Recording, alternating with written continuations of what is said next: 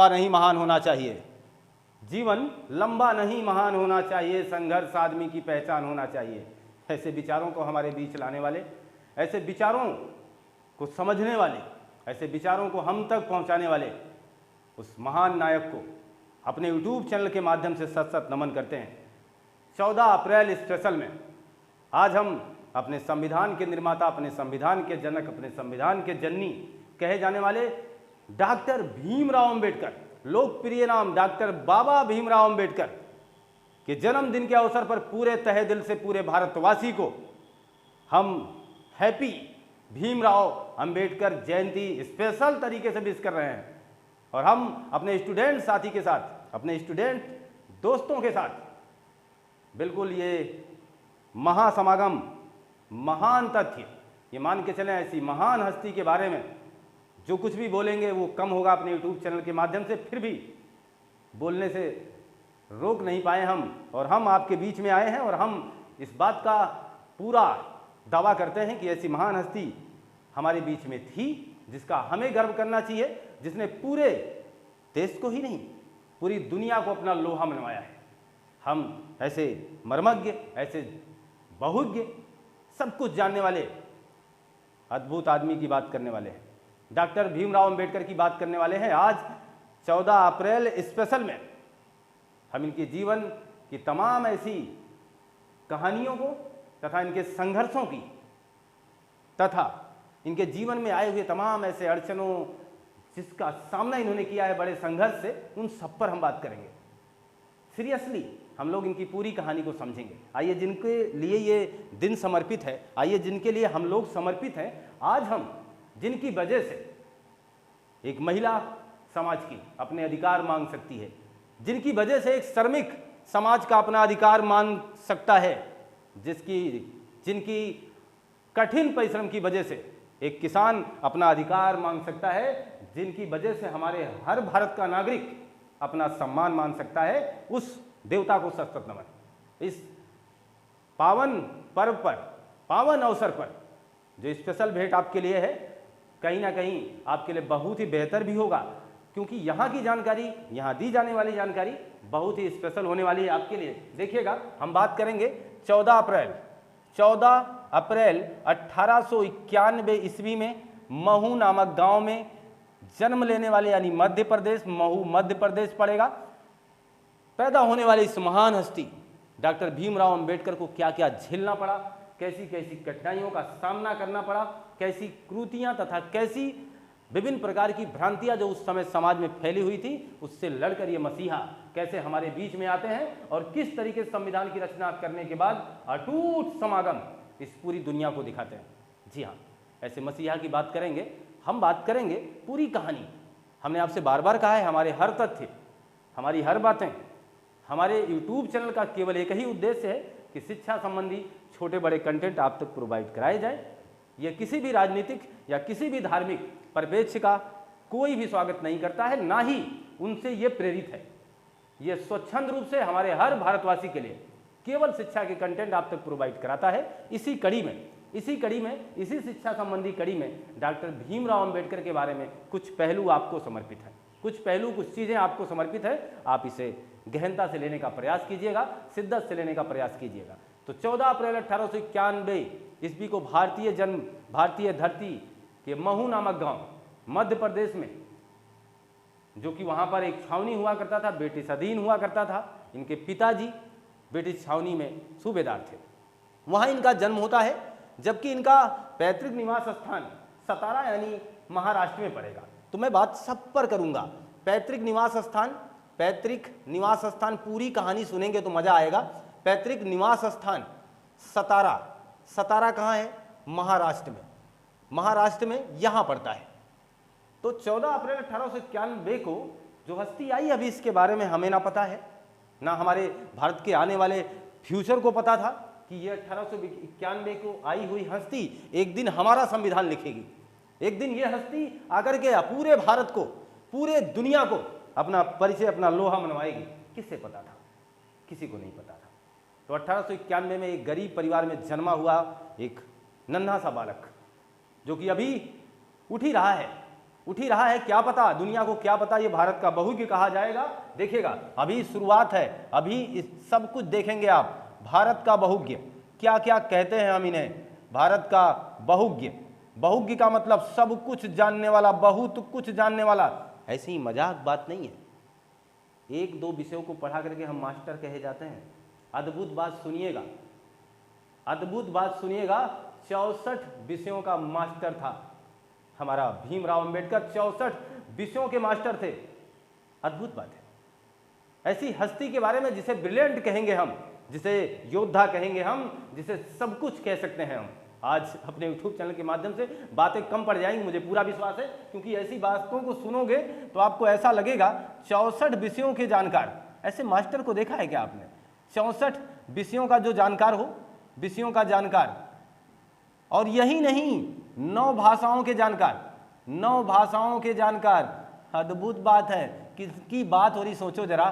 10-20 विषयों को पढ़ करके तो हम पीसीएस और आईएएस की वैकेंसीज को क्वालिफाई करते हैं। सोचो जरा, ये कहाँ थे, कितने ऊपर थे। इसलिए तो ये हमारे संविधान के निर्माता है, इसलिए हमारे संविधान इनके बगैर बनाया जाना असंभव ही था। देखिएगा, तो 64 विषयों के जानकार की बात होगी, 9 विषयों के जानकार की बात होगी। भारत का बहुज्ञ, भारत का बहुज्ञ, अर्थशास्त्री, अर्थशास्त्री। देखिएगा क्या क्या कहेंगे आज हम इन्हें। अर्थशास्त्री, अर्थशास्त्री। और क्या कहेंगे, देखिएगा, तो अर्थशास्त्री की बात आ गई। राजनीतिज्ञ कहेंगे हम इन्हें, कुशल राजनीतिज्ञ थे ये, राजनीतिज्ञ, कुशल राजनीतिज्ञ थे। और फिर एक बात और हम आपको बोलेंगे, ये दलितों, दलित, बौद्ध, दलित और बौद्ध धर्म के प्रेरक थे, दलित और बौद्ध धर्म के प्रेरक थे, समाज सुधारक थे, समाज सुधारक थे। कितनी बातें हमें बोलनी है, हमने आपसे कहा है ना, सब कुछ कम पड़ेगी। समाज सुधारक थे। तथा एक और बहुत ही महत्वपूर्ण बात आपके सामने मैं रखूंगा, महिला, किसान, महिला, किसान, श्रमिक, सबके हक की बात करने वाले थे, सबके समान हक की बात करने वाले, सबके समान हक की बात करने वाले थे, बात करने वाले थे। विधि वेत्ता, विधि वेत्ता, देखिएगा, विधि वेत्ता, प्रथम, प्रथम कानून निर्माता कह सकते हैं, प्रथम कानून निर्माता। ये इनकी बात हो रही भाई। अद्भुत बातें हैं आपके सामने।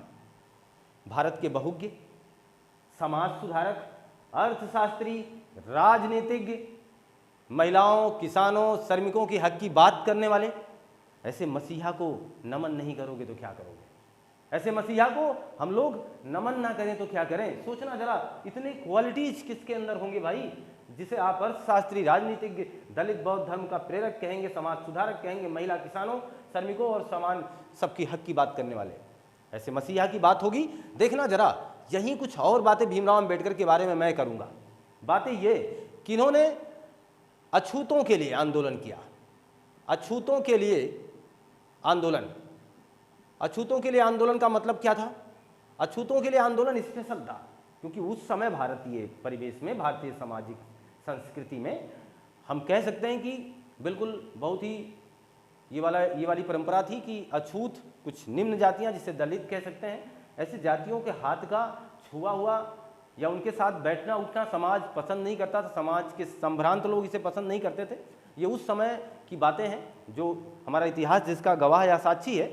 बहरहाल अब हमारे समाज में ऐसी कृतियां नहीं है, ना ही हमारा संविधान ऐसी किसी भी बात की समर्थन की ओर है। हमारा संविधान कहता है कि सबका समान हक है, सबका समान हिस्सा है और सबका समान इज्जत है। ये हमारे संविधान की बातें हैं। बहरहाल लेकिन उस परिवेश में उस समय ये बातें हुई कि अछूतों के लिए आंदोलन इन्हें करना पड़ा। देखना जरा, इनके संघर्ष की कहानी मैं यही नहीं छोड़ूंगा, कुछ बातें थी जो अभी भी आपके बीच आनी जरूरी है। देखिएगा, हम बात करेंगे कि 14 संतानी थे इनके पुत्र, इनके पिता के 14 संतान इनके पिता के थे और जिनमें ये सबसे छोटे थे। 14 संतानों में सबसे छोटे भीमराव अंबेडकर जी थे। बहरहाल सारी संतानों का बताया जाता है कि सब लोग जीवित नहीं थे, 2 से 3 संतानें ही जीवित थी, बाकी मर गई थी। लेकिन 14 संतानें जो थी उनमें सबसे छोटे भीमराव अंबेडकर जी थे। कहा जाता है कि जब इनके पिता वाकई में एक अभी हमने आपसे कहा सूबेदार थे, ब्रिटिश कंपनी उस समय संचालित थी आपके भारत में, तो छोटे मोटे रकम पर, छोटी मोटी कीमत पर बहुत से काम कराए जाते थे, सूबेदार की नौकरी करते थे। तो एक निचले तबके का व्यक्ति, दलित समाज का व्यक्ति, जिसके पास वाकई में सामाजिक प्रतिष्ठा भी नहीं है तथा न इतना ज़्यादा धन संपदा है कि अपने बच्चों की परवरिश अच्छे से कर पाएंगे। फिलहाल इन्होंने कोशिश की, इनके पिता काफ़ी कोशिश करने वाले थे। और मैं एक बात बताऊं तो इनके अगर नाम की बात करें, भीमराव अंबेडकर जी के पूरे नाम की, तो लिखा जाता है भीमराव रामजी अंबेडकर, भीमराव रामजी अंबेडकर। ऐसा क्यों? जबकि प्रचलित नाम क्या है? डॉक्टर बाबा साहेब अंबेडकर। फेमस क्या है? डॉक्टर बाबा साहेब अंबेडकर। लेकिन पूरे नाम की बात आए तो डॉक्टर भीमराव रामजी अंबेडकर ऐसा क्यों कह रहे हैं? इसमें देखना, भीमराव यहीं से याद कर पाएंगे आप, भीमाबाई इनकी माता का नाम था, रामजी इनके पिता थे। तो मैं जिन सूबेदार की बात कर रहा हूँ, जिनकी बात कर रहा हूँ, वाकई में वो उस समय वो वहाँ के क्या थे, आप कह सकते हैं एक नौकरी, एक सर्विस, अपना एक पेशे पर थे। फिलहाल वहाँ बात क्या हुई कि इतने ज़्यादा धन संपदा नहीं थी कि अपने बच्चे को ये पढ़ा सकते थे, लेकिन फिर भी क्षमता तो थी, क्योंकि पावर था, क्योंकि ये किसी पद पर थे, सूबेदार थे। तो इन्होंने अपने बच्चे का दाखिला किसी स्कूल में करवा दिया, आसपास के किसी स्कूल में। जब ये बच्चा स्कूल जाता है, अपने भाई के साथ जाता है, बहरहाल भाई की बातें छोड़ करके हम लोग केवल भीमराव अंबेडकर पर डिपेंड होने वाले हैं। तो जब ये जाते हैं स्कूल, तो जिस क्लास में जाकर के बैठते हैं, सभी बच्चे उठ करके खड़े हो जाते हैं। मास्टर साहब आते हैं और ये पूछते हैं कि आप लोग क्यों खड़े हो गए हैं? तो सब लोगों का इशारा एक तरफ होता है कि ये का मतलब समझना, ये का मतलब वो अछूत जाति के हैं और हम लोग संभ्रांत जाति के हैं, अतः हम इनके साथ नहीं बैठ सकते हैं। कहानी सोचना थोड़ी दर्दनाक लगेगी, नहीं बैठ सकते हैं। तो इस व्यवस्था को देख करके मास्टर साहब को भी देखना, मास्टर साहब भी उस समय यही कहते हैं कि तुम बाहर बैठ जाओ, तुम बाहर बैठ जाओ और तुम्हें बाहर बैठ के पढ़ना होगा, इन लोगों के साथ तुम बैठ करके नहीं पढ़ सकते हो। अच्छा, ये कहा भी गया और लिखा भी गया, बताया भी गया कि भीमराव अंबेडकर जी बाहर बैठते हैं, चटाई पर बैठ करके पढ़ाई करते हैं, फिर अपनी चटाई को वापस अपने घर ले जाते हैं। कठिनता का वो मंजर ये बचपन से ही देख रहे हैं। लेकिन एक दिन अचानक अध्यापक कुछ सवाल करते हैं, सभी बच्चों से पूछ रहे होते हैं, सारे बच्चे इस बात का जवाब, उस सवाल का जवाब नहीं दे पाते हैं, परंतु भीमराव अंबेडकर अपने हाथ को खड़ा करते हैं कि सर मैं बताऊंगा। 2-3 बार इन्होंने हाथ को खड़ा किया, लेकिन वो अध्यापक गण या अध्यापक जी उस पर बिल्कुल ध्यान नहीं दे रहे थे। बाद में जब उन्होंने ये खड़े हो गए और उनसे कहते कि सर मैं बताऊंगा, सर मैं बताऊंगा इस बात को, मुझे जानकारी है, तो उन्होंने कहा कि तुम, इतना ही काफ़ी है कि तुम यहाँ देख पा रहे हो, इतना ही काफ़ी है कि तुम यहाँ सुन पा रहे हो, और इतना ही तुम्हारे लिए काफ़ी है कि तुम यहाँ से बैठ करके पढ़ रहे हो, तुम्हें बताने की कोई आवश्यकता नहीं है।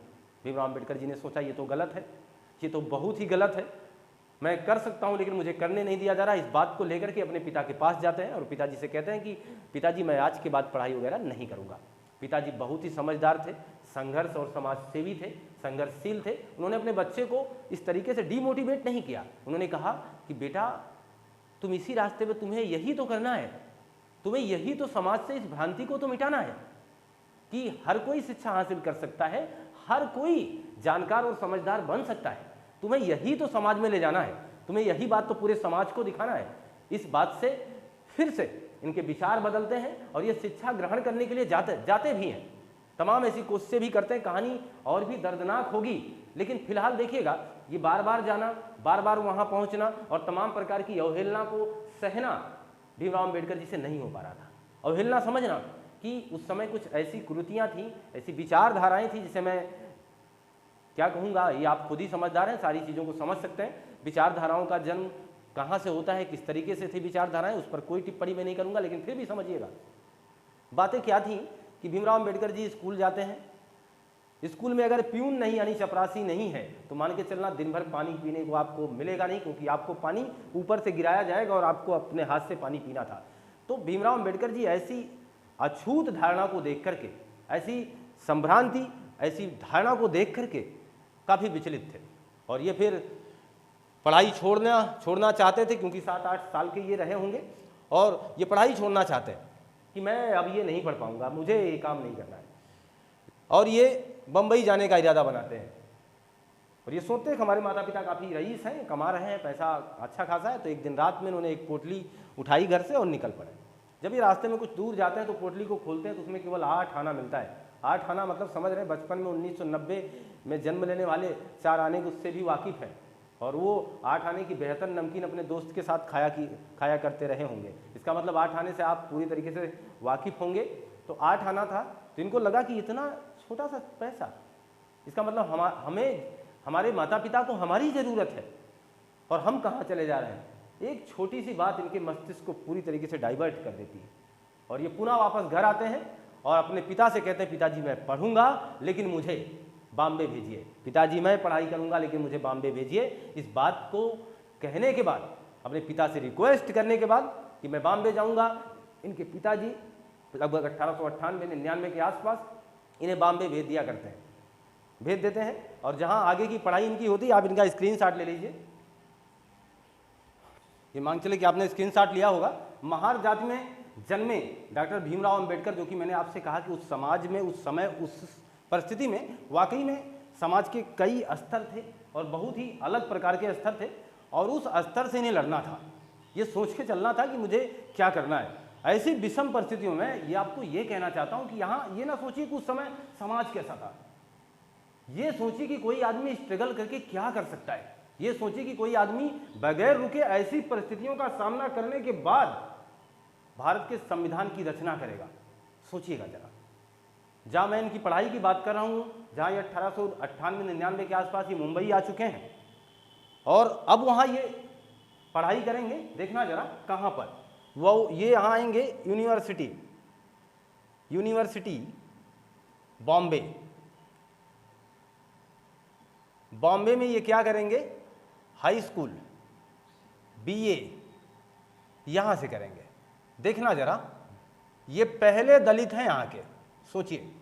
तो इसका मतलब हुआ कि शुरुआत करने वाले हैं, पहले दलित हैं ये, जो जाकर के कहाँ पढ़ाई करते हैं, बॉम्बे यूनिवर्सिटी से ये यहाँ आकर के पढ़ाई करते हैं। बहरहाल यहाँ भी उन्हें विशेष प्रकार की, तमाम प्रकार की ऐसी भावनाओं और आहत सामाजिक रीति रिवाजों का सामना करना पड़ा है, फिर भी ये हार नहीं मानने वाले हैं, संघर्ष कर रहे हैं। अब इनकी इच्छा यही नहीं रुक रही है, अब ये अमेरिका जाने की तलाश में, लेकिन पैसा कहाँ है उतना कि अमेरिका जा सके। देखना जरा, अमेरिका जाने के लिए तलाश में थे। और मैं आपसे बात करूंगा तो बड़ौदा के गायकवाड़ जी, जैसे उस समय रियासत हुआ करती थी, गायकवाड़ जी भी एक रियासत वाले थे, अच्छे खासे पैसा वाले थे। ये ऐसे ही लोगों को स्कॉलरशिप के रूप में, यानी समाज सेवा के रूप में काम किया करते थे। तो जब ये इनके पास जाते हैं, भीमराव अंबेडकर जी इनके पास पहुंचते हैं, तो गायकवाड़ जी भी इनकी मदद करने की इनको सांत्वना देते हैं और कहते हैं कि हम आपकी मदद करेंगे, आप जाइए अपनी पढ़ाई करिए। अमेरिका चले गए। ये कैसे जाते हैं देखना, 24 रुपये प्रति मंथ का स्कॉलरशिप था, यानी जो गायकवाड़ जी देते हैं इन्हें, यानी एक महीने में इन्हें 24 रुपया मिलता। सोचना, 24 रुपये की कीमत इतनी ज़्यादा थी कि अमेरिका में पढ़ाई हो सकती थी एक महीने की। तो उस 24 रुपये में इन्हें अपना पूरा काम करना था अमेरिका में रह करके। एक महीने में 24 रुपया मिलता था। और ये कब तक मिलता स्कॉलरशिप? 4 ईयर तक। इसके बाद जब ये 4 ईयर समाप्त हो जाता, पुनः इन्हें अमेरिका से वापस आना पड़ता है। परंतु ये तब तक इन्होंने अमेरिका से कुछ हासिल कर लिया। अमेरिका के कोलंबिया से इन्होंने एमए कर लिया, पीएचडी कर लिया। कहाँ से? कोलंबिया से। अमेरिका के कोलंबिया यूनिवर्सिटी से इन्होंने एमए पीएचडी की डिग्री हासिल कर ली। इसका मतलब ये रहा कि इन्होंने काम अच्छा कर लिया है। अब देखना, ये यहीं नहीं रुकेंगे, अब ये लंदन जाएंगे। और लंदन जाने के बाद ये एमएससी करेंगे, लीजिए डीएससी करेंगे, डॉक्टर ऑफ साइंस। क्या नहीं था इनको जानकारी, बैरिस्टर, अर्थशास्त्री, यानी इन्हें आर्ट की जानकारी, इन्हें साइंस की जानकारी, इन्हें अर्थशास्त्र की जानकारी, इन्हें बैरिस्टर की जानकारी, यानी इन सब चीज़ों के ज्ञाता थे ये, सब चीज़ों के। इसलिए मैंने आपसे कहा कि हम उस हस्ती की बात कर रहे हैं जो 64 विषयों का मास्टर था, 9 भाषाओं का जानकार था। तो ऐसे व्यक्तित्व के धनी आदमी की बात कर रहे हैं। अच्छा, इन सारी बातों को लेने के बाद, इन सारी बातों को जानने के बाद ये आते हैं गायकवाड़ जी के पास और यहाँ पर एक सेक्रेटरी के पद पर इनके यहाँ काम करते हैं। कहानी सुनिएगा। सब कुछ हो गया है, इतनी डिग्री इनके पास हो चुकी है, सारे विषयों की ये ज्ञाता बन चुके हैं, वहाँ से वापस चले आए हैं, अब हमारे देश में आ चुके हैं, सेक्रेटरी के पद मिला हुआ है, काफ़ी बड़ा पद था। लेकिन वहाँ लोग इनका सम्मान नहीं करते थे, क्योंकि ये निचली जाति से आते थे, तो इन्हें लगा कि मेरी पढ़ाई, मेरी डिग्री सब बेकार है, मैं इतने बड़े पद पर हूँ और चपरासी मेरे मुंह पर फाइल मार के जा रहा है, फेंक कर जा रहा है। तो इन्हें लगा कि फिर अभी भी इतनी जातियाँ हैं और इस तरीके की कुरीतियाँ हैं और मैं क्या करूँ, इतनी पढ़ाई कर चुका हूँ। चलो ठीक है, इन्हें भी अपना गर्व बनता ही था, पढ़ाई करके आए हैं।